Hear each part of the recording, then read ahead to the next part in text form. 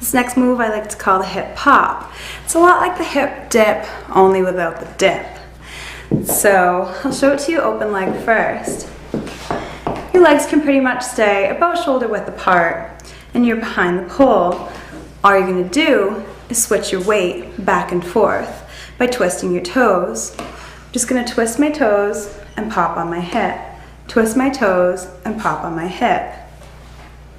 Pop, pop, pop. You can do this closed leg too. It's a little bit more difficult and it looks sort of like the hip dip. But you're just going to pop and pop.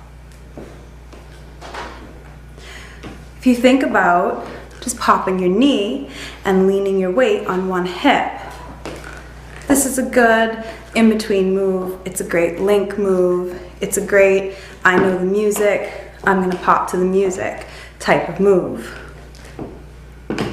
And it's a good show your butt off move.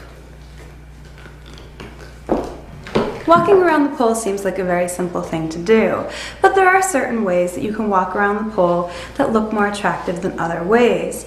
You don't really want to be that close to the pole. If you were dancing with a dance partner, you wouldn't want to be that close to him or her. If you push yourself away from that dance partner and give yourself a little room between you and that pole, create some distance, everything looks and feels a lot more open. So my rule of thumb with walking around the pole is not to have a high arm.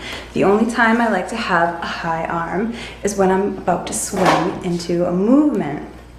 If I'm not about to swing into a movement and I'm just using walking around the pole as an in-between or a link to another movement, I like to try to keep my arm a little bit lower. I also like to try to keep my forearm in line with the pole and my upper arm at a 90-degree angle. Just looks a little bit nicer. It also reminds you that the pole is your dance partner and not something that you want to grab up against. Another thing to remember when walking around the pole is your foot placement.